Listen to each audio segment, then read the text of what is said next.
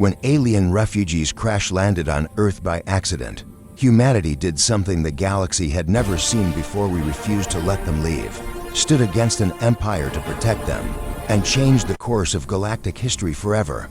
The salvage beacon pierced through the darkness of space like a desperate scream. Captain Vel'thar of the Korvani refugee fleet pressed her three-fingered hand against the cracked navigation console, watching as their last functioning ship limped through an uncharted sector. Behind them, 1,700 souls crowded into vessels never meant for deep space travel, running on fumes and prayers to gods that had abandoned them light years ago. "Captain, we're receiving a response," her communications officer wheezed, his respiratory system struggling with the thinning atmosphere. They'd been rationing life support for 3 weeks now, ever since the Dominion had glassed their homeworld and scattered the survivors like seeds to the cosmic wind. Vel'thar leaned forward, hope and desperation warring in her chest. "Put it through."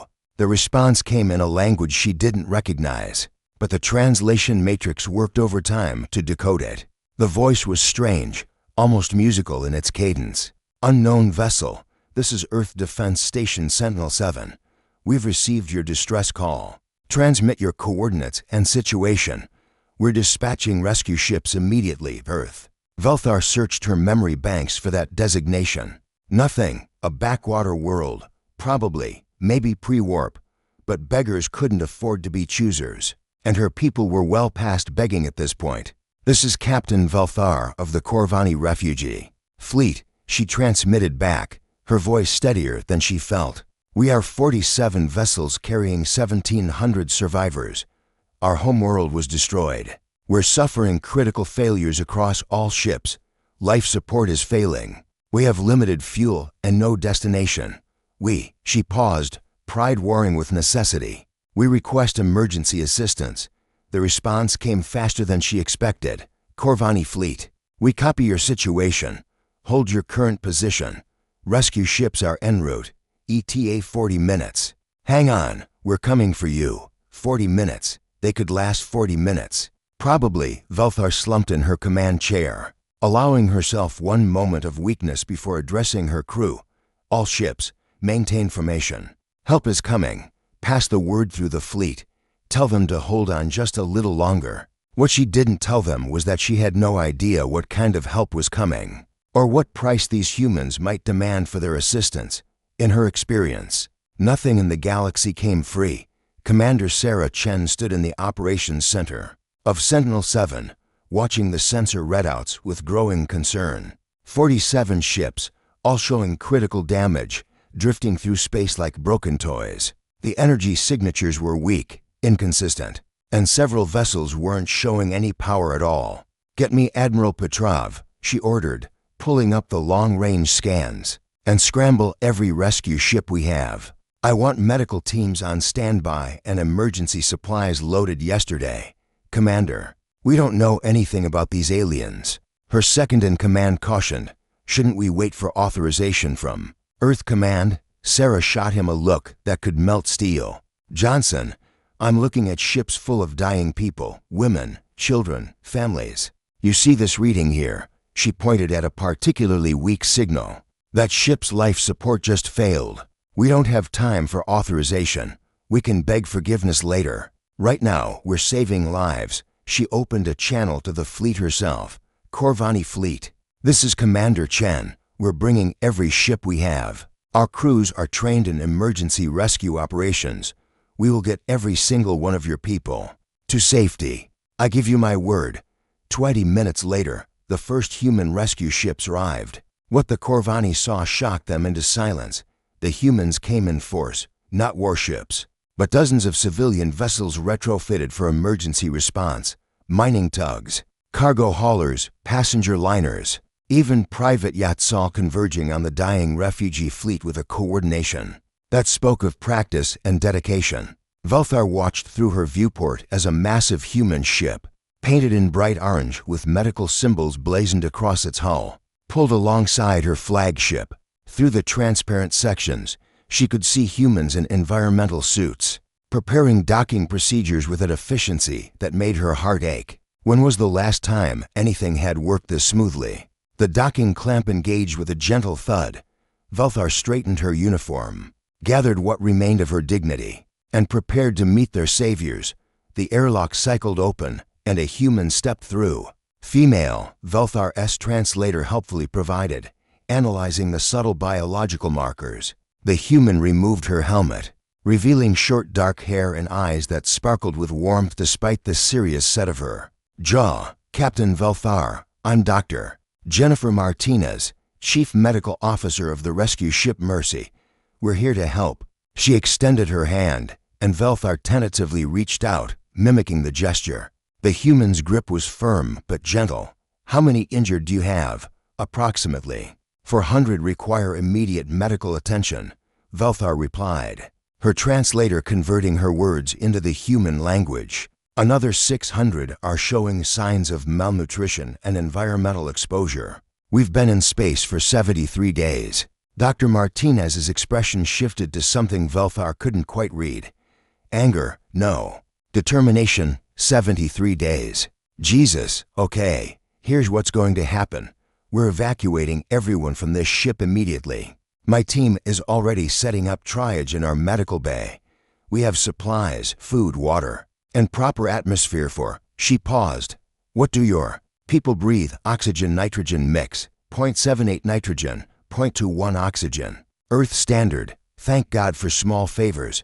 Okay, Captain. I need you to gather your crew and any passengers who can walk. We're moving everyone now. My engineers are going to stabilize your ship's systems, but I'm not leaving anyone aboard until we know it's safe. Over the next 6 hours, the humans worked with a tireless efficiency that left the Korvani speechless. They moved through the refugee fleet like a well-oiled machine, evacuating the most critical cases first, stabilizing failing systems, and distributing supplies to those who remained aboard until transport could be arranged. Vel'thar found herself aboard the Mercy, standing in a medical bay that looked like something from a fever dream. Humans in color-coded uniforms moved between beds where Korvani refugees lay, receiving treatment from alien doctors who worked with calm competence. The air was clean, temperature-controlled, and there was food, actual food, not the recycled paste they'd been surviving on. Captain Vel'thar, a young human male, approached, carrying a datapad. I'm Lieutenant Marcus Webb, diplomatic liaison. Once we have everyone safe and stable, we're going to need some information. Legal stuff, mostly. Where you're from. What happened. Where you're trying to go. Vel'thar's mandibles clicked together nervously. We have nowhere to go, Lieutenant. Our homeworld was destroyed. The Dominion claimed our system for resources and eliminated the indigenous population. We are all that remains of the Korvani people. Marcus's face paled, which Vel'thar's databanks informed her indicated shock or distress in humans. All of you. This is your entire species, not all. There may be others scattered across the galaxy. But we lost contact with our colony worlds. The Dominion is thorough. She paused, weighing her next words carefully. We were hoping to find sanctuary somewhere. A world that would accept refugees. We didn't intend to enter your space. Our navigation systems were damaged, and we followed the nearest beacon. Our space? Marcus shook his head. Captain, this sector isn't really claimed by anyone. Earth's territory is about 200 light years. Corward, you guys just happened to pick up our long-range monitoring station's beacon. So we are not in human territory. Vel'thar felt hope and dread mixing in her stomach. We did not mean to intrude. We can move on once our ships are repaired, if you'll allow it. Marcus exchanged a glance with Dr. Martinez, who had been listening nearby. Captain, let's not worry about that right now. First, we get everyone healthy and safe. Then we figure out the rest. That's how we do things. The news reached Earth. Within hours and within days, it had become the biggest story on every network. Footage of the rescue operation, transmitted by embedded journalists who'd hitched rides with the rescue fleet, played on screens across the planet. Images of Korvani children, too weak to stand, being carried by human medics. Videos of elderly Korvani refugees breaking down in tears as they received their first real meals in months. The haunting visual of a Korvani mother clutching her infant as human doctors worked frantically to save the child's life. Humanity watched, and humanity reacted. In Tokyo, a grassroots organization formed within 24 hours, collecting supplies and donations. In New York, the United Nations General Assembly called an emergency session. In small towns and major cities across every continent, humans began asking the same question: what are we going to do to help? Admiral Yuri Petrov sat in his office at Earth Defense Command, reading the preliminary reports with a growing sense of unease, not because of the refugees themselves, but because of what their presence represented. A hostile power called the Dominion, capable of destroying entire worlds, a galaxy more dangerous than Earth had realized, and 1,700 survivors who had nowhere to go. His calm chimed. "Admiral, the Security Council is ready for you." Petrov straightened his uniform and activated the holographic conference. Faces appeared around his desk: the leaders of Earth's unified defense forces, representatives from major nations, and diplomats from the nascent human colonial worlds. "Ladies and gentlemen," Petrov began, "we have a situation. 3 days ago, we encountered the first refugees in human history to come from outside our species. They are victims of what can only be described as genocide. They are in desperate need of assistance, and they are currently in our care. What do they want?" The Chinese representative leaned forward. "Have they requested asylum?" "They've requested emergency aid, which we're providing. As for asylum, that's complicated. Legally, they entered unclaimed space. Technically, we have no obligation to them beyond basic humanitarian assistance." Obligation? The Indian representative looked appalled. "Admiral, I've seen the footage. Those are people, families, children. Are we really going to debate legal technicalities while they suffer?" "No one is suggesting we abandon them," the Russian representative interjected. "But we must be practical. 1,700 refugees. Where do we put them? How do we integrate them? And what happens when this Dominion comes looking for them?" That last question hung in the air like a guillotine blade. Dr. Elizabeth Okonkwo, Earth's chief xenobiologist, cleared her throat. "I've been reviewing the medical data. The Korvani are remarkably compatible with Earth environments. Oxygen-nitrogen breathers, carbon-based, similar temperature tolerances. They can eat most of our foods with minor supplements. Integration would be feasible from a biological standpoint, but would they want to integrate?" the Brazilian representative asked.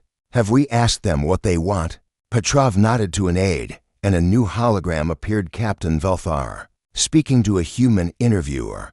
"We don't want to be a burden," Vel'thar was saying, her translated voice carrying a weight of exhaustion and dignity. "We're grateful for the rescue, but we know we cannot stay. We will repair our ships and move on. We'll find somewhere, eventually." "We always do," the interviewer, a young woman from the BBC, pressed gently. "But Captain, where will you go? Do you have any leads on safe haven?" Vel'thar's pause spoke volumes. "We'll keep searching. The galaxy is vast. There must be somewhere that will accept us." The video ended. The council sat in silence. Finally, the American representative spoke. "I think we all know what needs to happen here. We need to offer them asylum. Full asylum, with a path to citizenship if they want it. Earth can accommodate 1,700 people. Hell, New York takes in more immigrants than that in a week.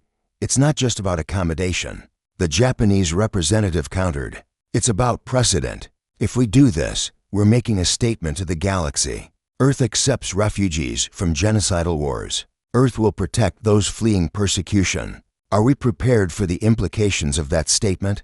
Are we prepared to live with ourselves if we don't?" The Indian representative shot back. Petrov raised a hand, calling for calm. "The decision isn't just ours to make. This needs to go through proper channels. The General Assembly, the Colonial Council, and ultimately, a public referendum. But in the meantime, we need to make preparations. If Earth chooses to accept these refugees, where do we settle them? How do we integrate them? And how do we defend them if the Dominion comes calling?" Vel'thar stood on the observation deck of the Mercy, looking out at the stars. Behind her, she could hear the sounds of her people eating, laughing, some even singing the old songs from home. It had been so long since she'd heard laughter. "Mind if I join you?" Dr. Martinez approached, holding two cups of something that steamed gently. "Please." Vel'thar gestured to the space beside her. Martinez handed her one of the cups. It's called coffee. Stimulant beverage. Might be a bit strong for you, but I thought you could use it. You haven't slept in 3 days. Vel'thar took a cautious sip. The liquid was bitter, hot, and oddly comforting. Thank you. For this, and for everything else.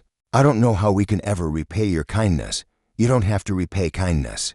Martinez said simply. That's not how it works. Or at least, that's not how it should work. They stood in comfortable silence for a moment before Vel'thar spoke again. Your people have been debating what to do with us. I've seen the news broadcasts. You understand English now? Our translators are very efficient. They've been learning from constant exposure.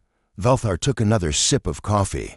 I want you to know, we understand if Earth cannot accept us. You've already done more than we had any right to ask. We will not blame you if you must send us away. Martinez turned to face her fully. Captain, can I be honest with you? Please, I don't think you understand humans very well yet. Martinez smiled. A strange human expression that Vel'thar was learning meant warmth and affection. We have this thing, see. It's kind of a flaw, kind of our greatest strength. When we see someone suffering, especially someone suffering because of injustice, we get angry. Not at the victim, at the situation. And when humans get angry about injustice, we tend to do something about it. But surely your leaders must be pragmatic. Taking in refugees is a risk. Oh, they're being pragmatic. They're calculating risks, running scenarios, worrying about politics and precedent. Martinez's smile widened. But they're forgetting something important.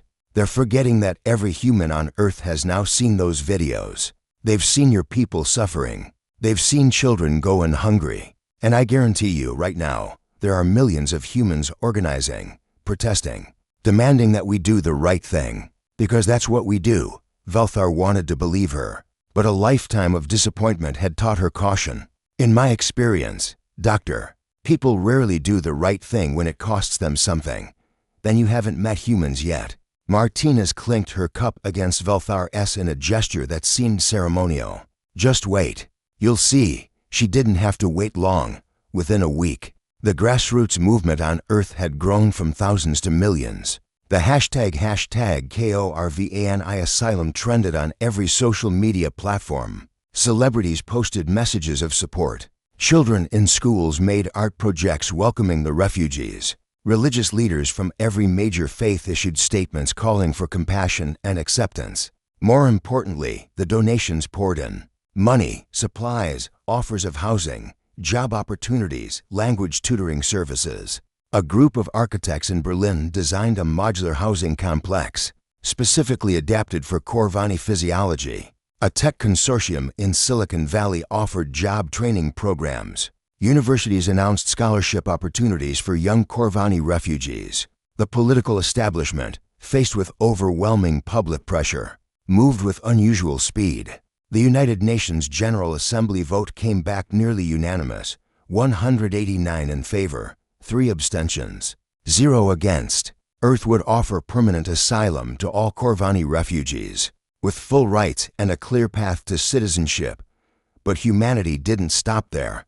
Captain Vel'thar, you need to see this. Lieutenant Webb burst into her temporary quarters aboard the Mercy, looking both excited and slightly overwhelmed.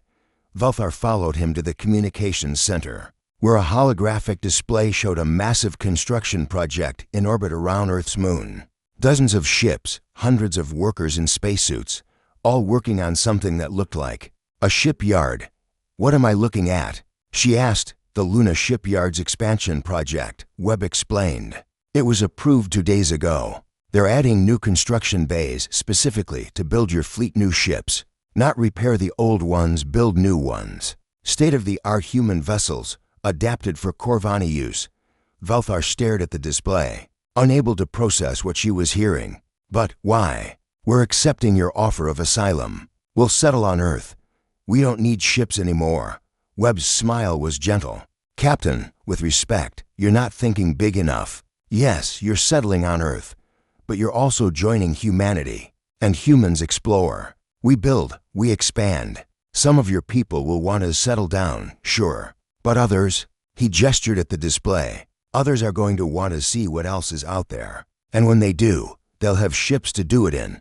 Vel'thar felt something she hadn't felt in months. Not just hope, but possibility. The settlement was built in New Zealand's South Island, in a valley that reminded some of the older Korvani of their home world. Clean air, pristine water, and a view of mountains that seemed to touch the sky. The human government had purchased the land and worked with Korvani, consultants to design structures that honored their architectural traditions while incorporating human technology. On the day of the official relocation, thousands of humans lined the roads, holding signs of welcome in both English and hastily learned Korvani script. Children waved flags, a new flag designed by a human Korvani committee, showing Earth and the lost Korvani homeworld together in a symbol of unity. Vel'thar walked through the new settlement, still struggling to believe it was real. Homes sized for Korvani families, with proper sleeping alcoves and bathing facilities. A medical center staffed by both human and now-trained Korvani doctors. Schools where Korvani children could learn about their heritage while also studying human subjects. A memorial garden where they could honor those lost in the Dominion's attack. "It's not the same as home," she said softly to Dr. Martinez, who had become her closest human friend over the past months. "No," Martinez agreed. "It's not, and we're not trying to replace what you lost. No one could. But maybe this can be a new home. Different, but still yours." A Korvani child ran past them, laughing as he played with a human child. The two of them kicking a soccer ball back and forth. They were speaking a hybrid of languages, creating their own pidgin in real time the way children do. Vel'thar watched them and felt her thorax tighten with emotion. "You gave us more than asylum, you know. You gave us a future. Why? What do you gain from this?" Martinez thought about it for a moment. "I don't think we do gain anything, not in the transactional sense. But that's not why we did it. We did it because you needed help, and we could provide it. Because we looked at your situation and thought, that could have been us. Because somewhere in our history, most of us have a story about refugees, immigrants, people who fled bad situations and found shelter somewhere new. It's kind of fundamental to who we are as a species. But you could have just given us supplies and sent us on our way. That would have been help enough, could we though?" Martinez shook her head. "I don't think so. Not once we saw you, met you, understood what you'd been through. It's easy to ignore statistics, Vel'thar, numbers on a report. But once you meet someone, learn their name, see their suffering, that changes things. You stop being a political problem and start being people. And humans are very bad at turning away from people who need help." 6 months after the initial rescue, Admiral Petrov sat in his office, reviewing reports from the Korvani settlement. Integration was proceeding ahead of schedule. Employment rates were high, with Korvani workers bringing valuable skills in engineering, medicine, and artisan crafts. Crime was virtually non-existent. Cultural exchange programs were flourishing. Schools reported that Korvani and human children were forming genuine friendships. More importantly, there had been no sign of the Dominion. Earth's expanded sensor network watched for any alien incursions. But so far, the galaxy beyond seemed content to ignore the small blue world and its new refugees. His comm chimed. "Admiral, there's someone here to see you. Captain Vel'thar. Send her in."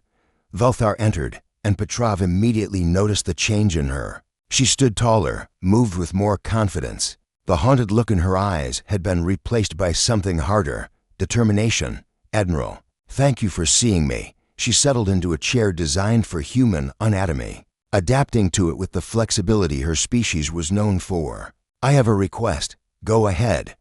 Many of my people are content to settle on Earth. They've found peace here, jobs, homes, families. But others," she paused, choosing her words carefully, "others remember our home world. They remember the Dominion's ships descending, the cities burning, the screams, and they want to do something about it."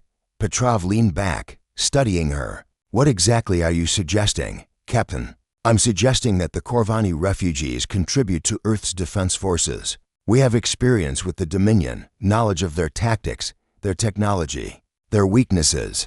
We can train your soldiers, share our intelligence." And she met his eyes directly. "Some of us want to fight. When those new ships are completed, we want to crew them. Not as refugees anymore, but as members of Earth's fleet.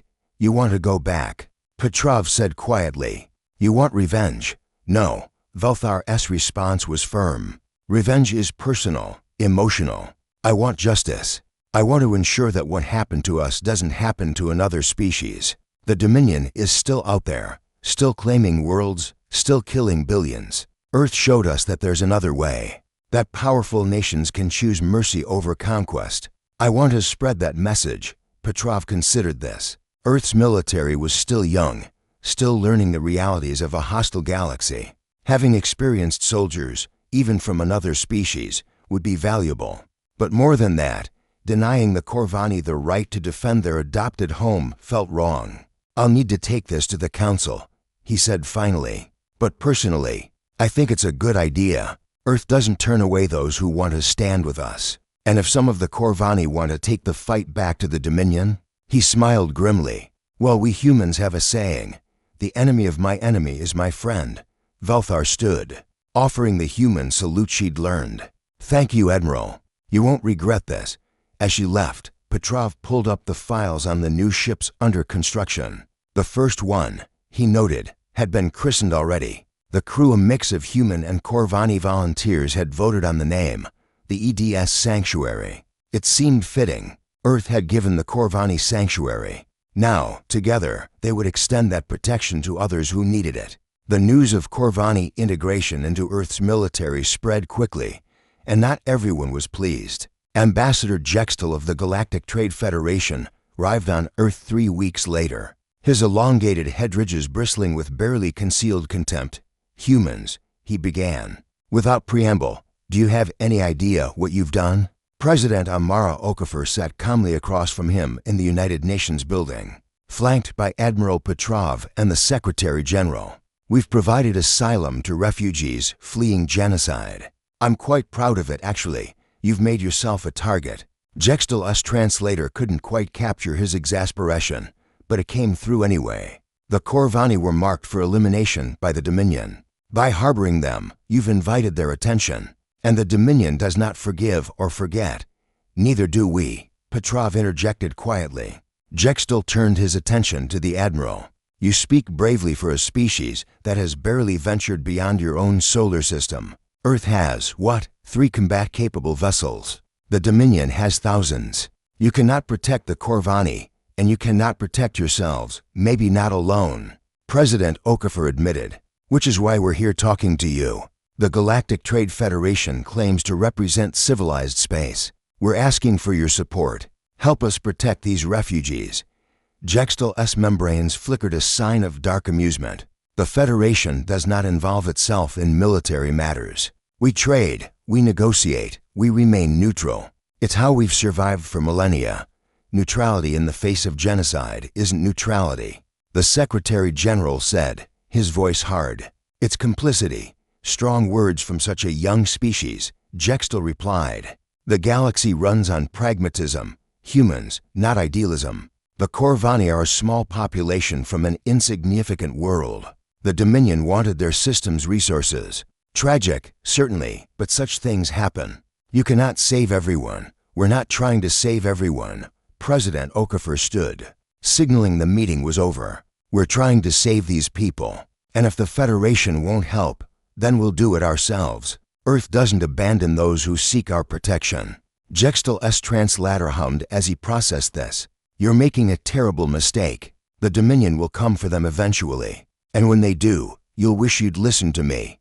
Maybe, Petrov said as he escorted the ambassador out. But we'll face that threat standing with our friends, not on our knees begging bullies for mercy. That's the human way. After the ambassador left, President Okafor sank into her chair, suddenly looking tired. Are we insane? Did we just pick a fight with a galactic superpower over 1,700 refugees? Yes, ma'am, Petrov replied without hesitation. And every human I've talked to supports that decision. We knew the risks when we took them in.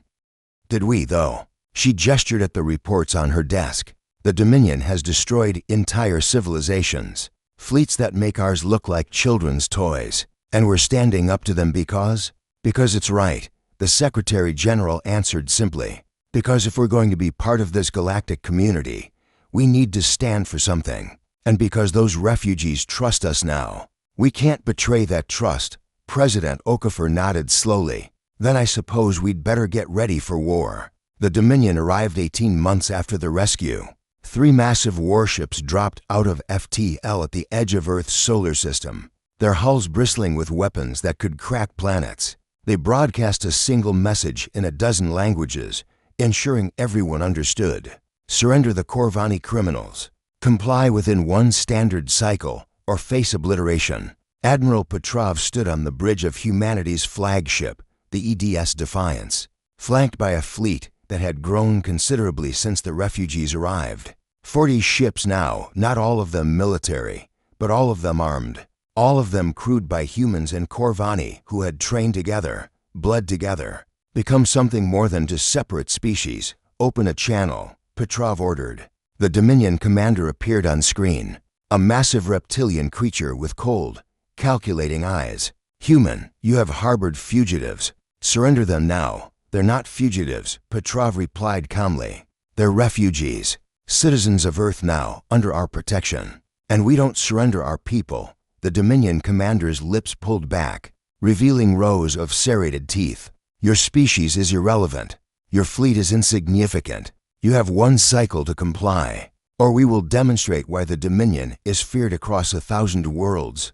Petrov smiled, and it wasn't a pleasant expression. You're right about one thing. We are insignificant. Just one small planet that decided to do the right thing. But here's what you don't understand about humans. We're really stubborn when it comes to protecting our own. So here's my counteroffer. Leave our system now, or find out exactly how creative humans get when you threaten our families. The channel cut off. The Dominion ships began moving into attack formation, on Earth, in the Korvani settlement. Vel'thar watched the broadcasts with her heart in her throat. The humans were going to fight for them. Actually fight, against impossible odds, because they'd made a promise. Dr. Martinez stood beside her, along with thousands of other humans who had come to stand with their Korvani neighbors. You should evacuate, Vel'thar said desperately. Get to the shelters. This isn't your fight. The hell it isn't, Martinez replied, and around her, thousands of humans nodded in agreement. You're one of us now. That makes it our fight. In space, the battle began. The Dominion expected an easy victory. What they got was chaos.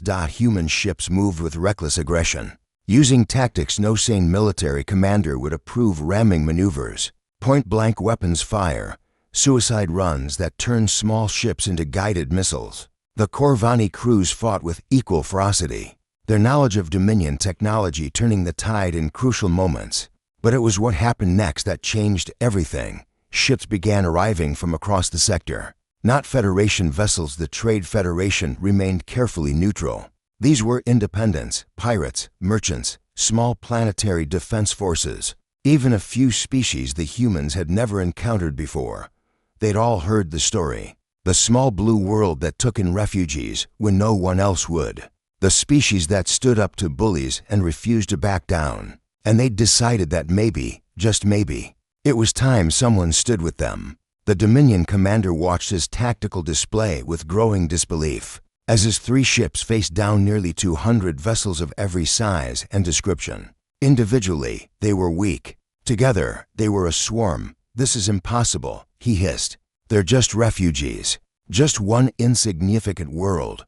His tactical officer's response was quiet. Perhaps that was the point, Commander. Perhaps they were never insignificant at all. The battle lasted 6 hours. When it ended, 2 Dominion ships were destroyed, and the 3rd was fleeing at maximum speed, broadcasting warnings about the insane humans and their allies. Admiral Petrov stood on the bridge of the Defiance, looking at the ragtag fleet that had come to Earth's defense. Ships from 40 different species, none of whom had any obligation to be here, all of whom had risked everything to stand against tyranny. Captain Vel'thar's face appeared on his screen from her position aboard the Sanctuary. Admiral, we're receiving communications from the Allied ships. They're asking, they want to know if Earth would be willing to host a conference. They want to form an alliance, a real one, based on mutual defense and shared values. Petrov felt the weight of history settling on his shoulders. Earth had stumbled into galactic politics by accident, by simply doing what they thought was right. And now, somehow, they'd become a symbol, a rallying point for species tired of being pushed around by empires like the Dominion. Tell them yes, he said finally.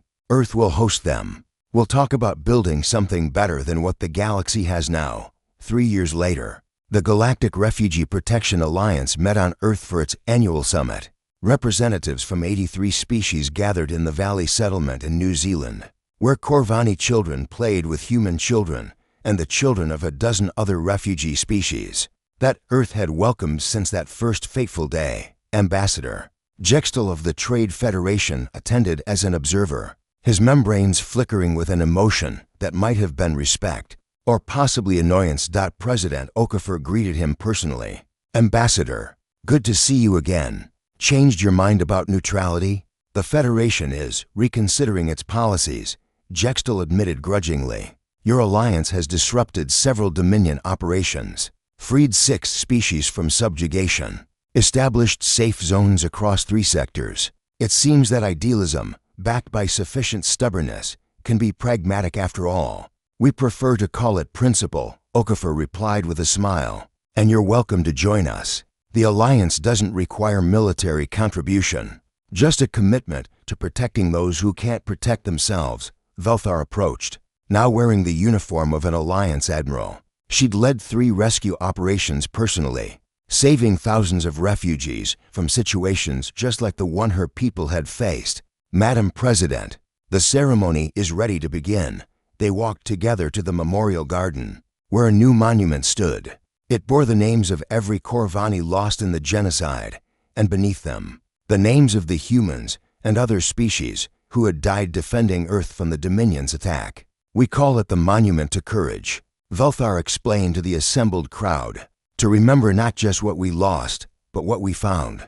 A species that looked at strangers in desperate need and said, "You're not strangers anymore. You're family." She paused, her voice thick with emotion. The Korvani made a mistake. We landed on Earth by accident, thinking it was just another world that might tolerate us for a while before moving us along. We were wrong.